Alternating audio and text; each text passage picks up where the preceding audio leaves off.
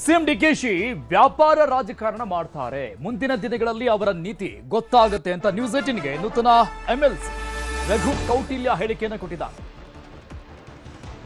ಮೊನ್ನೆ ಗೆದ್ದಂತಹ BJP MLC Raghu Kautilya ಹೇಳಿಕೆ ಕೊಟ್ಟಿದ್ದಾರೆ. ಡಿಕೆ ಶಿವಕುಮಾರ್ ವ್ಯಾಪಾರ ರಾಜಕಾರಣವನ್ನ ಮಾಡ್ತಾರೆ ಅಂತ ವಾಗ್ದಾಳಿ ನಡೆಸಿದ್ದಾರೆ. ಮುಂದಿನ ದಿನಗಳಲ್ಲಿ ಅವರ ನೀತಿ ಗೊತ್ತಾಗುತ್ತೆ ಅಂತ ನ್ಯೂಸ್ 18ಗೆ ಹೇಳಿಕೆ ಕೊಟ್ಟಿದ್ದಾರೆ ಎಂಎಲ್ಸಿ ರಘು ಕೌಟಿಲ್ಯ. ನಮ್ಮಲ್ಲಿ ಕೆಲವರು ಅಡ್ಡ ಮತದಾನವನ್ನ ಮಾಡಿದ್ದಾರೆ, ಎಲ್ಲರನ್ನ ದೂಷಿಸುವುದು ಸರಿಯಲ್ಲ ಅಂತ ಹೇಳಿದ್ದಾರೆ. ಇನ್ನು ಅಡ್ಡ ಮತದಾನ ಪತ್ತೆಗೆ ಈಗಾಗಲೇ ಸತ್ಯ ಶೋಧನಾ ಸಮಿತಿ ಕೂಡ ರೆಡಿಯಾಗಿದೆ. ಬಿವೈ ವಿಜೇಂದ್ರ ಅಶೋಕ್ ಪ್ರಯತ್ನದಿಂದ ನಾವು ಗೆದ್ದಿದ್ದೇವೆ. ಮುಂದಿನ ದಿನಗಳಲ್ಲಿ ಕೈನಲ್ಲಿ ಆಟ ಶುರುವಾಗುತ್ತೆ, ಅಂದ್ರೆ ಕಾಂಗ್ರೆಸ್ನಲ್ಲಿ ಆಟ ಶುರುವಾಗುತ್ತೆ ಅಂತ ನ್ಯೂಸ್ 18ಗೆ ನೂತನ ಎಂಎಲ್ಸಿ ರಘು ಕೌಟಿಲ್ಯ ಹೇಳಿಕೆ ಕೊಟ್ಟಿದ್ದಾರೆ. ನಮ್ಮ ಪ್ರತಿನಿಧಿ ಆನಂದ್ ನೂತನ ಎಂಎಲ್ಸಿ ಅವರನ್ನ ಮಾತನಾಡಿಸಿದ್ದಾರೆ. ಏನ್ ಹೇಳಿದ್ರು ಅಂತ ನೋಡೋಣ. ರಾಜ್ಯದಲ್ಲಿ ಸದ್ಯ ಇದೀಗ ಪರಿಷತ್ ದಂಗೆಲ್ ಮುಗಿದಿರುವಂತದ್ದು. ಇನ್ನು ನನ್ನ ಜೊತೆ ಬಿಜೆಪಿಯ ಗೆದ್ದಂತ ಅಭ್ಯರ್ಥಿಯಾಗಿರುವಂತಹ ಮೈಸೂರು ಭಾಗದ ರಘು ಕೌಟಿಲ್ಯ ಅವ್ರ ನನ್ನ ಜೊತೆ ಇದ್ದಾರೆ. ನಾನು ಅವ್ರನ್ನ ಮಾತಾಡ್ತೀನಿ. ಸರ್, ಮೊದಲನೇದಾಗಿ ತಮಗೆ ಕಂಗ್ರ್ಯಾಚುಲೇಷನ್ಸ್. ಸಾಕಷ್ಟು ಪಕ್ಷದಲ್ಲಿ ದುಡಿದಿದ್ದೀರಿ, ಗೆಲುವಾಗಿದೆ. ಈ ಗೆಲುವಿಗೆ ಮೊದಲ ರಿಯಾಕ್ಷನ್ ಈಗಾಗಲೇ ಕೊಟ್ಟಿದ್ದೀರಿ ಸರ್. ಆದ್ರೂ ಒಂದಷ್ಟು ಚರ್ಚೆಗಳಾಗ್ತಾ ಇದೆ ಸರ್. ರಾಜ್ಯದಲ್ಲಿ ಪರಿಷತ್ನಲ್ಲಿ ಅಡ್ಡ ಮತದಾನ ಆಗಿರುವಂಥ ವಿಚಾರ ಸಾಕಷ್ಟು ಚರ್ಚೆ ಆಗ್ತಿದೆ, ತಾವೇನು ಹೇಳ್ತೀರಿ? ಈಗಾಗಲೇ ನಮ್ಮ ರಾಜ್ಯಾಧ್ಯಕ್ಷರಾದ ವಿಜೇಂದ್ರ ಅವರು ಈ ಬಗ್ಗೆ ಹೇಳಿದ್ದಾರೆ. ಈ ಬಗ್ಗೆ ಗಂಭೀರವಾದ ಕ್ರಮವನ್ನು, ಗಂಭೀರವಾದ ತನಿಖೆಯನ್ನು CT ರವಿಯವರ ಒಂದು ಸಂಚಾಲಕತ್ವದಲ್ಲಿ ಈಗಾಗಲೇ ಸತ್ಯಶೋಧನಾ ಸಮಿತಿಯನ್ನು ಕೂಡ ರಚನೆ ಮಾಡಿದ್ದಾರೆ.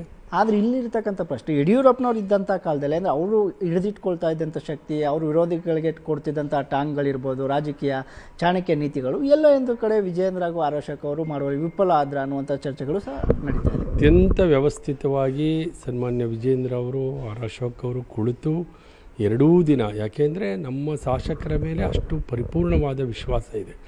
ಆದ್ದರಿಂದನೇ ನಾವು ಇಬ್ಬರು ಅಭ್ಯರ್ಥಿ ಸುಲಲಿತವಾಗಿ ಗೆಲ್ಲಕ್ಕೆ ಸಾಧ್ಯ ಆಗಿದೆ.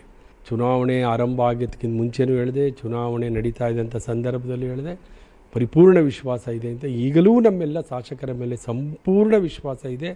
ಯಾರೊಬ್ಬರ ಮೇಲೂ ಅನುಮಾನ ಇಲ್ಲ. ಯಾಕೆಂದರೆ ಒಬ್ಬರ ಮೇಲೆ ಅನುಮಾನ ಪಟ್ಟರೆ 62 ಶಾಸಕರ ಮೇಲೂ ಕೂಡ ಅನುಮಾನ ಪಟ್ಟಂಗಾಗುತ್ತೆ. ಒಬ್ಬರ ಮೇಲೂ ಅನುಮಾನ ಇಲ್ಲ.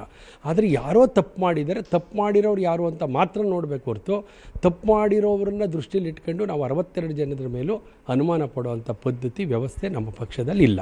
ಕೊನೆಯದಾಗಿ ಸರ್, ಈಗ ದೇಶದಲ್ಲಿ ಅಮಿತ್ ಶಾ ಅವ್ರನ್ನ ಚಾಣಕ್ಯ ಅಂತ ಕರೀತಾರೆ, ಈ ರಣತಂತ್ರಗಳು. ಕರ್ನಾಟಕದಲ್ಲಿ ಈಗ ಡಿ ಕೆ ಶಿವಕುಮಾರ್ ಅವರು ಚಾಣಕ್ಯ ಅಂತೇಳಿ ಅವರ ಪಕ್ಷದ ಕಾರ್ಯಕರ್ತರು ಹೊತ್ತು ಬೆಳೆಸ್ತಾ ಇದ್ದಾರೆ.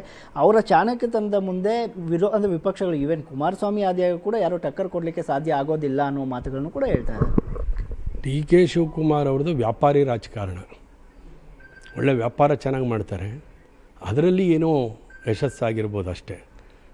ಯಾವ ಚಾಣಕ್ಯನೂ ಇಲ್ಲ, ಯಾವುದೂ ಇಲ್ಲ. ಕಾಲ ಎಲ್ಲದಕ್ಕೂ ಉತ್ತರ ಹೇಳುತ್ತೆ.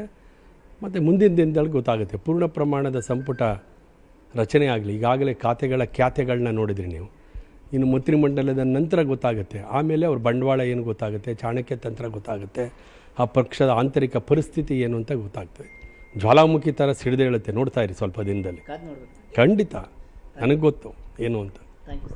ಇದಿಷ್ಟು MLC ಆಗಿರುವಂಥ ರಘು ಕೌಟಿಲ್ಯ ಅವರ ಮಾತುಗಳು. ಡಿ ಕೆ ಶಿವಕುಮಾರ್ ಅವರು ವ್ಯಾಪಾರ ರಾಜಕಾರಣವನ್ನು ಚೆನ್ನಾಗಿ ಮಾಡ್ತಾರೆ, ಅವರ ರಾಜಕೀಯ ತಂತ್ರಗಳ ಬಗ್ಗೆ ಮುಂದಿನ ದಿನಗಳಲ್ಲಿ ರಾಜ್ಯಕ್ಕೆ ಗೊತ್ತಾಗುತ್ತೆ ಅನ್ನುವಂಥ ಮಾತುಗಳನ್ನ ಆಡಿರುವಂಥದ್ದು. ಕ್ಯಾಮ್ರಾ ಪರ್ಸನ್ ರಾಹುಲ್ ಜೊತೆ ಆನಂದ್ KS, ನ್ಯೂಸ್ 18 ಮೈಸೂರು.